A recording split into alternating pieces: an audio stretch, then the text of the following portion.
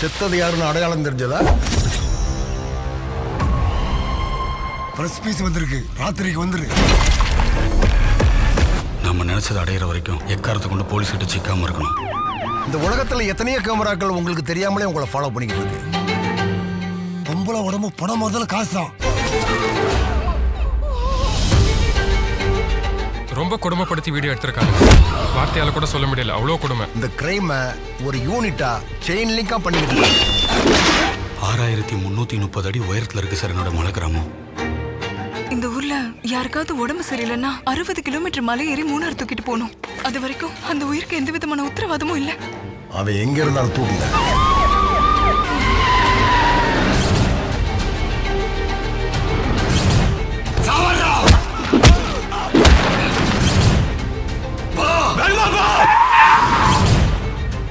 இந்த மாதிரி cyber crime எல்லாம் இந்த மதத்துக்காரன் தான் பண்றான், இந்த ஜாதிக்காரன் தான் பண்றான், இந்த நிறத்துக்காரன் தான் பண்றான்னு சொல்ல முடியாது.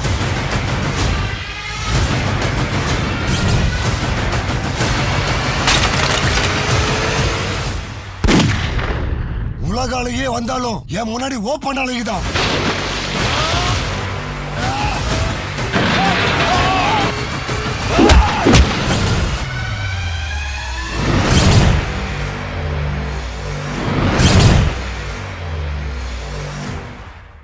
திரையுலகில் புதியவர்களை வரவேற்கிற தருணம் எப்பயுமே எங்களுக்கு ரொம்ப ஸ்பெஷல். அந்த வகையில ஒரு திரைப்படத்தை இயக்குனராக களமிறங்குகிறார் திரு எஸ் விஜயசேகரன் அவர்கள். வணக்கம்.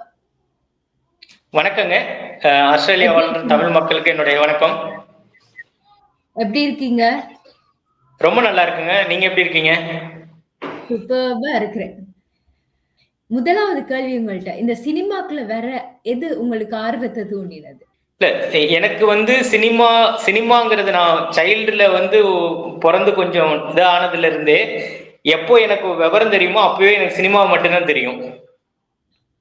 ஸோ ஸ்பெசிபிக்கா ஒரு ஸ்டேஜுக்கு அப்புறம் சினிமாவுக்கு வரணும்னு ஆசைப்படல.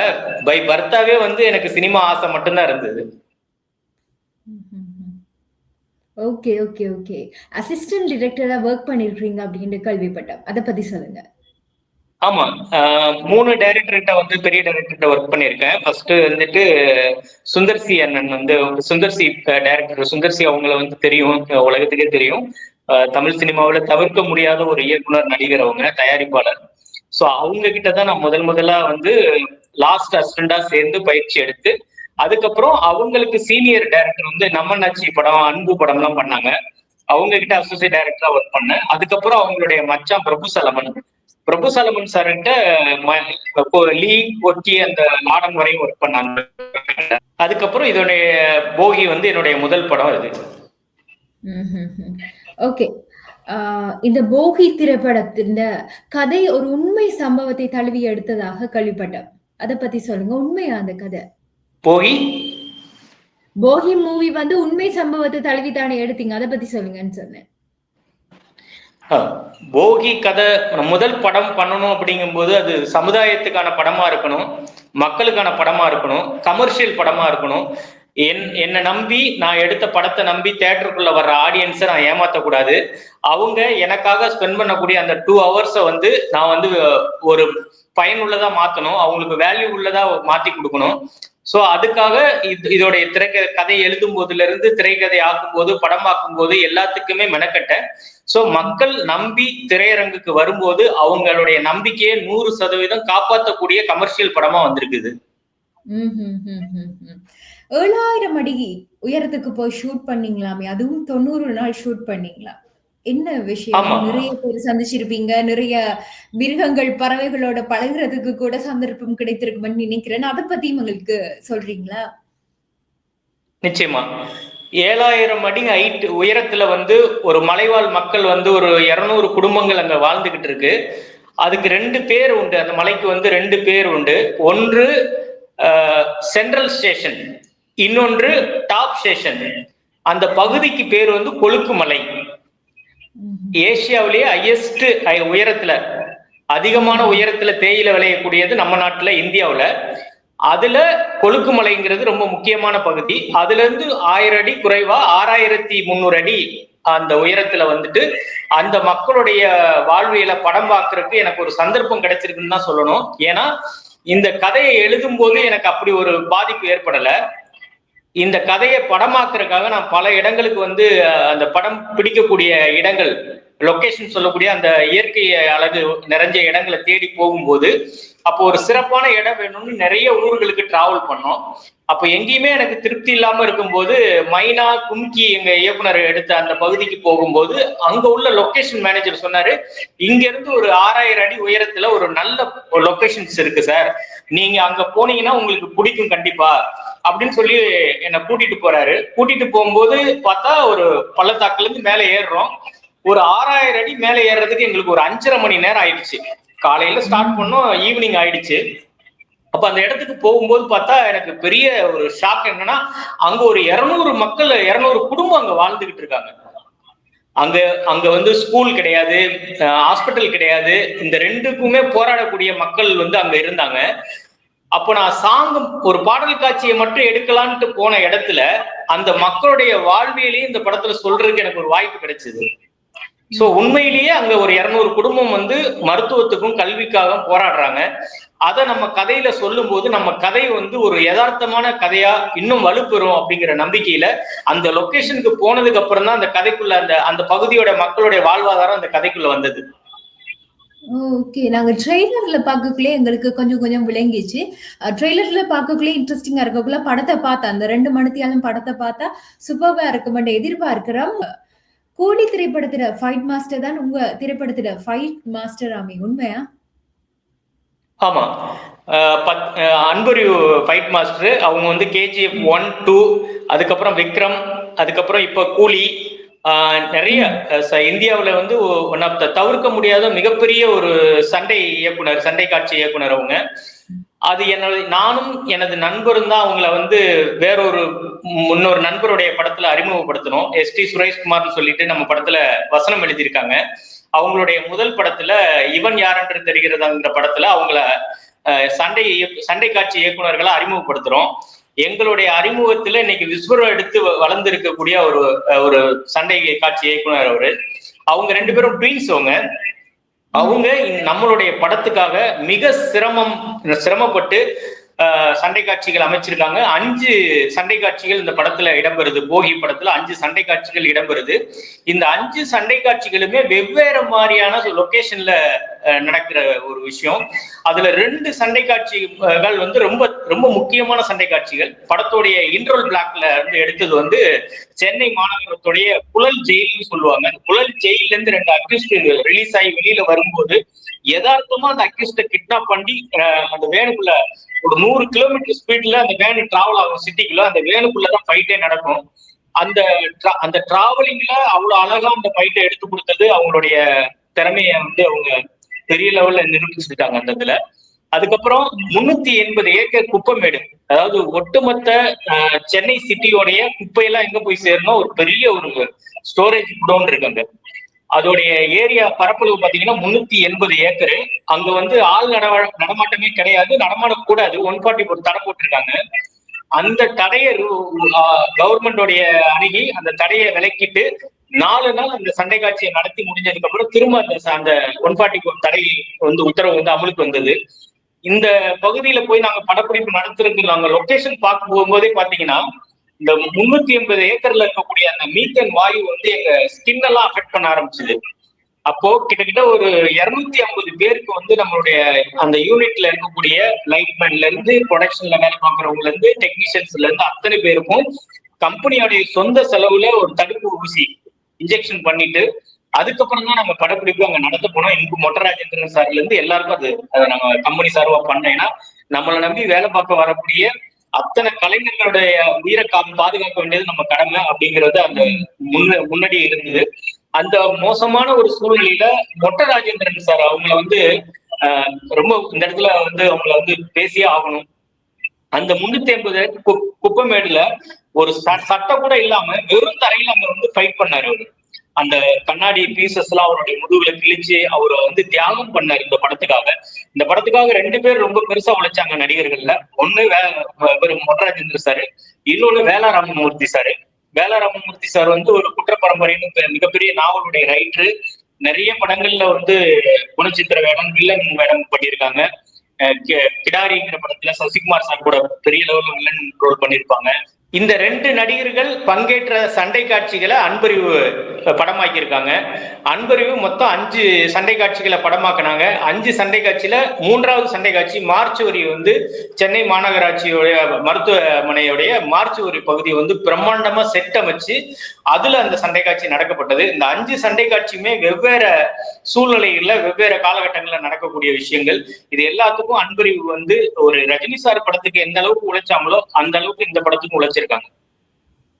ஓ! Okay, okay, okay. இவ்ளோ விஷயம் இருக்கு அந்த படத்துல. இவ்ளோ ரிஸ்க் எடுத்து பண்ணியிருக்கீங்க. கட்டாயமா சக்சஸ் ஆன படமா தான் இருக்கும். நடிகர், நடிகைகள் மெயின் ரோல் அவங்கள பத்தி சொல்லுங்க. வரிகள் சிநேகன் என்று வடிவா தெரியுதுன்னு சொன்னா அவ்வளவு வரிகள், பாடல் வரிகள் அவ்வளவு அழுத்தம், திருத்தமா, அர்த்தமுடைய வரிகளா இருக்குது. அதை பத்தியும் சொல்லுங்க எங்களுக்கு. ஆமா, அதுதான் இப்போ வந்து 7000 அடி உயரத்துல போய் படப்பிடிப்பு நடத்தணும் இல்லையா? அந்த படப்பிடிப்பு நடத்தும் போது அந்த மக்களுடைய வாழ்வியல், அந்த மக்களுடைய உணர்வு, அந்த மக்களுடைய சூழ்நிலைகள் எல்லாமே அந்த படத்துல வந்து வரணும். பாடல் காட்சிகளையும் கதையும் பிரிச்சு பார்க்க கூடாத ஒரு சூழ்நிலை இருக்கணும். படத்துல இருந்து பாடலை விலக்கி பார்க்க கூடாது, கதையோட ஒட்டி வரக்கூடிய பாடல்களா இருக்கணும். இந்த மாதிரி யோசிச்சதுல கவிஞர் சிநேகன் அவங்க வந்து எனக்கு வந்து அவங்களுடைய ஆரம்ப காலகட்டங்கள்ல இருந்து நானும் அவரோட பயணிச்சிருக்கேன் திரைத்துறையில. அப்போ முதல் படம் எனக்கு வந்து பாடல்கள் ரொம்ப முக்கியத்துவம் வாய்ந்ததா இருக்கணும் இந்த படத்துலங்கிறதுக்காக அவங்களும் கவிஞரும் இசையமைப்பாளரையும் நாங்க வந்து மலேசியாவுல லங்காவின்னு ஒரு இடத்துலதான் அதோடைய கம்போசிங் நடந்துச்சு. அதுக்கு ஏன் அங்க போனோம் அப்படின்னா, செல்போன் வந்து இன்னைக்கு வந்து மனிதனுக்கு ரொம்ப தவிர்க்க முடியாத ஒண்ணு ஆகி போச்சு. இந்த செல்போனை வந்து நம்ம ஒரு காரியத்துல ஈடுபடுறோம் அப்படின்னா நம்மள முதல்ல டிஸ்டர்ப் பண்றதே அந்த செல்போனை தான் இருக்கும். அப்போ இவ்வளவு பெரிய ப்ராஜெக்ட், இந்த ப்ராஜெக்ட்ல வந்து இந்த பாடல் காட்சிகள் ரொம்ப முக்கியத்துவம் வாய்ந்ததா இருக்கிறதுனால இவங்களுடைய செல்போன் ஒர்க் ஆகாத இடத்துக்கு இவங்களை கொண்டு போய் வச்சிடணும்னு முதல்ல பிளான் பண்ணோம். அதே மாதிரி செல்போன் எல்லாம் ஒர்க் ஆகாத இடத்துல ஒரு 7 நாள் நாங்க போய் ஸ்டே பண்ணிட்டு மொத்தம் ஒரு 10 நாட்களுக்குள்ள இந்த படத்துடைய மொத்த பாடல் காட்சிகளையும் அங்க எழுதி முடிச்சிட்டோம். Okay, okay, okay. Super, super, super. நடிகர், நடிகைகள் என்ன மாதிரி? அவங்கள பத்தியும் சொல்லுங்க. நடிகர்கள் வந்துட்டு இதுல வந்து நபி அப்படிங்கிற பையன் வந்து மெயின் அழகருங்கிற ஒரு கேரக்டர்ல பண்ணியிருக்காரு. சரத்னு ஒரு பையன் வந்து செகண்ட் லீடு வந்து அவர் வந்து சிவான்ற ஒரு கேரக்டர்ல பண்ணியிருக்காரு. அந்த சரத் வந்து மெடிக்கல் காலேஜ் ஸ்டூடெண்ட். இந்த அழகருங்கிற கேரக்டர் தான் அந்த கவிதா கேரக்டருடைய அண்ணன் கேரக்டர் மெயின் லீடு பண்றாப்புல அந்த வில்லேஜ்ல வாழக்கூடிய ஒரு பையன். ஸோ இவங்க 2 பேரையும் நான் ட்ரெயின் அப் பண்ணேன். ஏன் ட்ரெயின் அப் பண்ணேன்னா, ஒரு 7000 அடி ஹைட்ல வந்துட்டு எந்த ஹோட்டலும் கிடையாது, டிரான்ஸ்போர்ட் கிடையாது. அப்போ அந்த மலையில போய் ஒரு 19 நாள் தங்குறதுக்கு வந்து இன்னைக்கு கரண்ட்ல இருக்கக்கூடிய பெரிய ஹீரோக்களை அப்படி கஷ்டப்படுத்த முடியாது. அவங்க வந்து சினிமாவுக்காக அர்ப்பணிக்கிறதுக்கு தயாரா இருந்தாலும் அவங்க கேட்கக்கூடிய ஃபெசிலிட்டியை நம்ம அங்க பண்ணி கொடுக்க முடியாது. அப்போ அந்த சூழ்நிலையில 19 நாள் தங்கி தன்னை அர்ப்பணிச்சு நடிக்கக்கூடிய ஆட்கள் நமக்கு வேணுங்கிறதுக்காக 2 பேரை தேர்வு செய்து அவங்கள வந்து தயார்படுத்தி அவங்கள உருவாக்கி இருக்கோம் இந்த படத்துல. இந்த படத்துல அந்த 2 பேருமே வந்து எங்கேயுமே ஒரு புதுமுக நடிகர்கள் தெரியாத அளவுக்கு ரொம்ப நேர்த்தியா அவங்க வந்து உழைச்சிருக்காங்க. அது இல்லாம வேலாராமமூர்த்தி சார் இதுல இருக்காங்க, MS பாஸ்கர் சார் இருக்காங்க, லபர்பந்த் சுவாசிகா இருக்கு, பூனம் கவுர் வந்து ஒரு சாங்ல வந்து ஸ்பெஷல் அப்பியரன்ஸ் பண்ணியிருக்காங்க, ரோமியோ சாங். அந்த சாங் வந்துட்டு கிட்டத்தட்ட ஒரு 100க்கும் மேற்பட்ட லொகேஷன்ல படமாக்கப்பட்டது. அந்த அந்த சாங்ல வந்து அதிகமான உடைகள் இந்த பூனம் கவுர் வந்து உடுத்துனாங்க. அந்த உடைகள் அனைத்துமே வந்து தாய்லாந்துல இருந்து வரவழைக்கப்பட்ட உடைகள், சிறப்பாக தனித்துவம் வாய்ந்ததா இருந்துச்சு அந்த உடைகள் எல்லாமே. அந்த சாங் வந்து எல்லா பெண்களுக்குமே வந்து பிடித்தமான ஒரு சாங்கா இருக்கும். 16 வயசை கிராஸ் பண்ண அதிக ஏஜ் உள்ள பெண்கள் வரையுமே வந்து அந்த ரோமியோ சாங் வந்துட்டு அவங்களுடைய பேர் 1 நாள் 2 நாள் மிஸ் பண்ணாங்க அப்படின்னா அந்த சாங் அவங்களுக்கு ரிங்டோனா மாறுற அளவுக்கு அந்த ரோமியோ சாங் இருக்கும். விரைவில் 1 or 2 daysல வந்துட்டு அதோட லிரிக்கல் வீடியோ வரப்போகுது. Okay, okay, okay. சந்தோஷம், சந்தோஷம். இந்த திரைப்படத்தை பற்றி எக்ஸ்க்ளூசிவா உங்களுக்கு ஏதாவது சொல்றேன்னா என்ன சொல்லுவீங்க? இந்த திரைப்படமே எக்ஸ்க்ளூசிவ் தான், மக்களுக்காக தனித்துவம் வாய்ந்த ஒரு திரைப்படம் தான். ரெகுலரா ஒரு படத்துக்குள்ள ஒரு ஹீரோயினை துரத்திட்டு போனா, லவ் பண்ணா, அதுல ஒரு பிரச்சனை அப்படின்றத இந்த படம் சொல்லாது. அதே நேரத்துல இன்னைக்கு வாழக்கூடிய இந்த சூழ்நிலை, இன்னைக்கு இருக்கக்கூடிய இந்த தொழில்நுட்பம், ஏஐ டெக்னாலஜி, இந்த மொபைலு, இந்த கேமரா, இது எல்லாமே எப்படி நம்மளை வந்து அச்சுறுத்துது, இதுல இருந்து நம்ம எப்படி பாதுகாப்பா இருக்கணும், பெண்கள் எவ்வளவு விழிப்புணர்ச்சியா இருக்கணும், தன்னுடைய ஒரு புகைப்படம் இந்த உலகத்துல எவ்வளவு வேலிடானதா மாத்துறானுங்க, எவ்வளவு இல்லீகலா அதை பயன்படுத்துறாங்க. சோ அந்த மாதிரியான விஷயங்கள் இந்த படத்துல இருக்கு. அதே நேரத்துல 100% இது வந்து கமர்ஷியல் நோக்கம். மக்கள் உள்ள வரும்போது அவங்களுக்கு எந்த ஒரு வினாடி கூட போர் அடிக்க கூடாது. படம் வந்து என்டர்டைன்மெண்ட் பண்ணணும், மக்களை வந்து அவங்கள சந்தோஷப்படுத்தணும், அதே நேரத்துல விழிப்புணர்ச்சி ஏற்படுத்தணும். ஏதோ ஒரு சூழ்நிலையில வந்தோம் படம் பார்த்தோம்னு போகாம இன்னைக்கு இருக்கக்கூடிய முக்கியமான பிரச்சனையை எடுத்து இந்த படத்துல முன் வச்சிருக்கோம். நிச்சயம் அனைத்து வயதுல உள்ளவங்களுக்கும் இந்த படம் பிடிக்குங்கிற நம்பிக்கை 100% எனக்கு இருக்கு. அதை நோக்கிதான் இந்த படம் வந்து இப்ப வெளியாக இருக்கு. ஆகஸ்ட் 1ஆம் தேதி வெளியாக இருக்க தயாரா.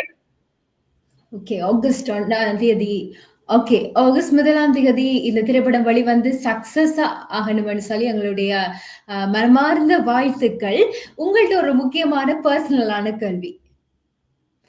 ஒரு அசிஸ்டன்ட் டைரக்டரா வந்து ஒரு டைரக்டர் ஆகிறதுக்கு ஏதோ ஒரு விஷயம், ஒரு கான்ஃபிடென்ட் உங்களுக்கு கொடுத்திருக்கணும் இல்லையா? அது என்ன விஷயம்? இப்ப புதுசா ட்ரை பண்றவங்களுக்கு நீங்க சொல்றது ஒரு பெரிய அட்வைஸா இருக்கும். என்ன சொல்லுவீங்க அப்படின்னு?